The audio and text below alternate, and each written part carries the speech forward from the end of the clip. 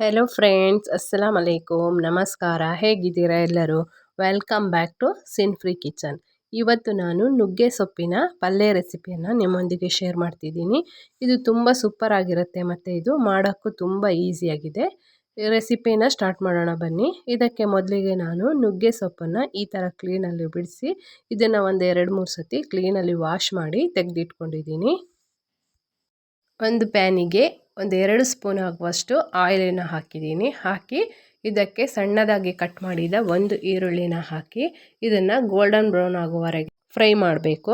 ಈಗ ನೋಡಿ, ಇದು ಇಷ್ಟು ಫ್ರೈ ಆದರೆ ಸಾಕು. ಇದಕ್ಕೆ ನಾನು ಒಂದು 4 ಹಸಿಮೆಣಸಿನಕಾಯಿನ ಕಟ್ ಮಾಡಿ ಹಾಕಿದ್ದೀನಿ. ನಿಮಗೆ ಖಾರ ಜಾಸ್ತಿ ಬೇಕಾದರೆ ಜಾಸ್ತಿ ಹಾಕ್ಬೋದು, ಕಮ್ಮಿ ಬೇಕಾದರೆ ಕಮ್ಮಿ ಹಾಕ್ಬೋದು.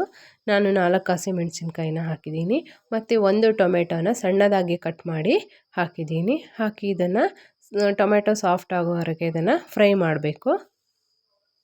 ಫ್ರೈ ಮಾಡ್ತಿರುವಾಗಲೇ ಇದಕ್ಕೆ ನಾವು ರುಚಿಗೆ ಬೇಕಾದಷ್ಟು ಉಪ್ಪನ್ನು ಹಾಕಬೇಕು. ಉಪ್ಪು ಜಾಸ್ತಿ ಹಾಕಬೇಡಿ, ಸ್ವಲ್ಪನೇ ಹಾಕಿ. ಸೊಪ್ಪಿಗೆಲ್ಲ ಉಪ್ಪು ಸ್ವಲ್ಪನೇ ಸಾಕಾಗುತ್ತೆ, ಬೇಕಾದರೆ ಆಮೇಲೆ ಹಾಕ್ಬೋದು. ಈಗ ನಾನು ನೋಡಿ ಒಂದು ಸ್ವಲ್ಪ ಉಪ್ಪನ್ನು ಹಾಕಿದ್ದೀನಿ. ಹಾಕಿ ಇದನ್ನು ಚೆನ್ನಾಗಿ ಮಿಕ್ಸ್ ಮಾಡಬೇಕು. ಟೊಮೆಟೊ ಎಲ್ಲ ಚೆನ್ನಾಗಿ ಸಾಫ್ಟಾಗಿ ಫ್ರೈ ಆಗಿದೆ. ಈಗ ನಾವು ಒಂದು ಮೊಟ್ಟೆನ ಇದನ್ನು ಒಡೆದು ಹಾಕಬೇಕು. ಹಾಕಿ ಇದನ್ನು ಚೆನ್ನಾಗಿ ಮಿಕ್ಸ್ ಮಾಡಬೇಕು. ಇದು ತುಂಬ ಚೆನ್ನಾಗಿ ಮಿಕ್ಸ್ ಆಗಬೇಕು. ಹೀಗೆ ಇದನ್ನು ಮಿಕ್ಸ್ ಮಾಡಿದ್ಮೇಲೆ ಈಗ ನಾವು ಕ್ಲೀನಲ್ಲಿ ವಾಶ್ ಮಾಡಿಟ್ಟ ನುಗ್ಗೆ ಸೊಪ್ಪನ್ನು ಹಾಕಬೇಕು. ಹಾಕಿ ಅದನ್ನು ಲಿಡ್ ಕ್ಲೋಸ್ ಮಾಡಿ ಸ್ಲೋ ಫ್ಲೇಮಲ್ಲಿ ಇಟ್ಟು ಇದನ್ನು ಬೇಯಿಸಬೇಕು. ಇದನ್ನು ಒಂದು 2 ನಿಮಿಷಗಳ ಕಾಲ ಬೇಯಿಸಿದರೆ ಸಾಕು. ಇದು ಸೊಪ್ಪು ಬೇಗ ಬೆಂದುಬಿಡುತ್ತೆ.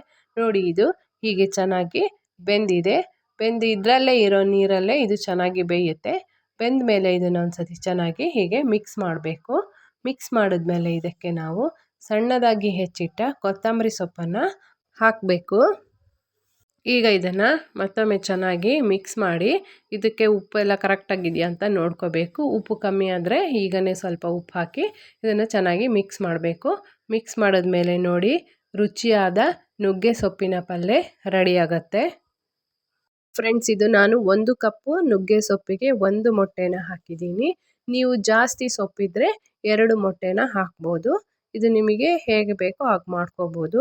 ಇದು ತುಂಬ ಟೇಸ್ಟಾಗಿರುತ್ತೆ ಮತ್ತು ಮಾಡೋದು ತುಂಬ ಈಸಿಯಾಗಿದೆ. ಫ್ರೆಂಡ್ಸ್, ನೀವು ಒಂದು ಸತಿ ಟ್ರೈ ಮಾಡಿ ನೋಡಿ. ಫ್ರೆಂಡ್ಸ್, ಈ ವಿಡಿಯೋ ಇಷ್ಟ ಆದರೆ ಲೈಕ್ ಮಾಡಿ, ಶೇರ್ ಮಾಡಿ, ಕಮೆಂಟ್ ಮಾಡಿ. ಹೊಸದಾಗಿ ವಿಡಿಯೋ ನೋಡುವವರು ಪ್ಲೀಸ್ ಸಬ್ಸ್ಕ್ರೈಬ್ ಮಾಡಿ. ಸಿನ್ ಫ್ರೀ ಕಿಚನ್ಗೆ ಸಪೋರ್ಟ್ ಮಾಡಿ. See you on next video. Bye.